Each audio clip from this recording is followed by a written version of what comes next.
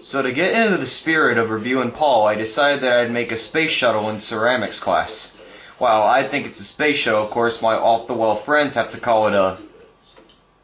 well, you get the point. I don't care about nothing. I don't care at all. Put my soul in the rope from the ceiling. Lay my heart to the floor. I don't care about nothing. I don't care at all. If I live, if I die, if I'm nothing, I don't care anymore. I don't care.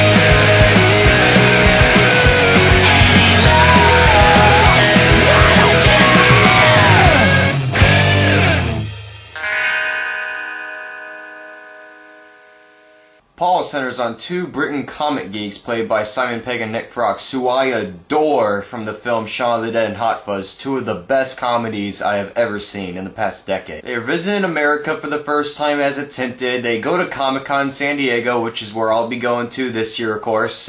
But once they leave, they decide to go on an extraterrestrial spot, tourist road trip thing. You get the point, again. They decide to hit all these alien hotspots in an RV by going on a road trip across the southwest areas of the United States. But that's until a car crash happens ahead of them, and out of the wreckage comes the weed-smoking, very off-the-wall alien named Paul, who's voiced by Seth Rogen. Paul ends up revealing that he's on the run from the government and they want to take him back, so he ends up being taken by the two geeks, and they go on a road trip with government agents on their trail in order to bring Paul back to his land. But Paul wants to escape with his other alien friends because they're coming back with a spaceship to rescue him. Now, I will admit another thing besides that I am a big fan of Simon Pegg and Nick Frost. I am a huge geek, and it might not look like I am, but I really am a huge geek. I will reveal that in later things if I haven't shown you already, but I own a bunch of comic books.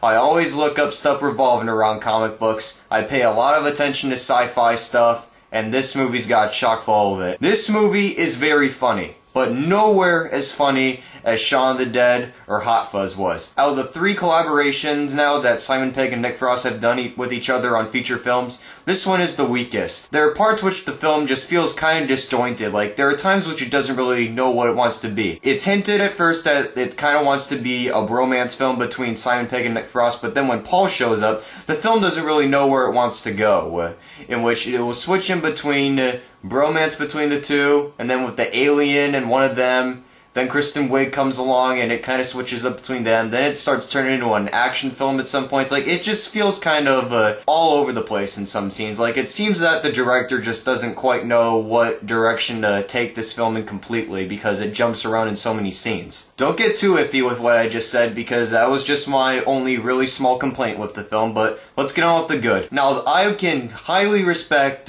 Simon Pegg and Nick Frost, who also wrote the script for this film, for poking fun at a whole bunch of sci-fi films and TV shows. Like, I'll just run down a list right now of all the films and TV shows that you must need to know of in order to understand all the references, so I'll just put them all down right here. If you know at least 5 of the stuff on that list, then you're definitely gonna know all the stuff that they poke fun at in this film. Simon Pegg and Nick Frost do a great job together as usual, as they always have that hinted bromance between each other, except not as much in this film compared to Shaun of the Dead and Hot Fuzz, of course. Kristen Wiig does surprisingly good as this religious-heavy woman who ends up being accompanied on their field trip across the Southwest to help Paul escape. Jason Bateman also does a very good Agent Mark Mulder impression at playing Agent Lorenzo Zoil, I think.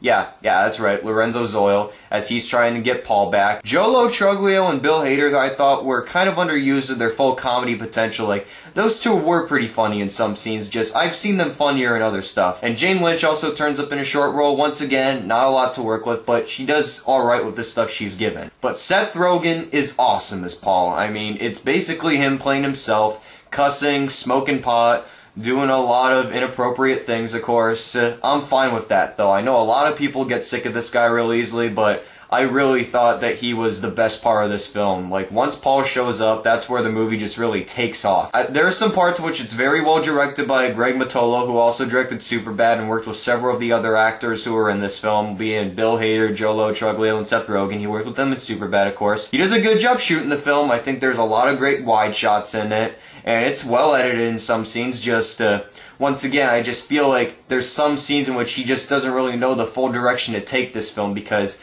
it always switches between a romance to bromance to an action film to paying homages to Steven Spielberg's work and all that stuff. It needs to feel a little bit more cohesive on one subject, and then the film would be fine just like that. But despite the flaws, Paul is a very entertaining film. Not as great as Shaun the Dead or Hot Fuzz, of course, but still, if you're a sci-fi geek like I am, or even a comic book geek, you're gonna love this film. I'm gonna give Paul a 3.5 out of 5 stars. It's a satisfying time. So that's my review of Paul, and this is your first time visiting my channel, hit that subscribe button above me. And also, please subscribe to Tom Veliotis. He just restarted a new channel. He was formerly known for the Killer Camera channel, but it was hacked.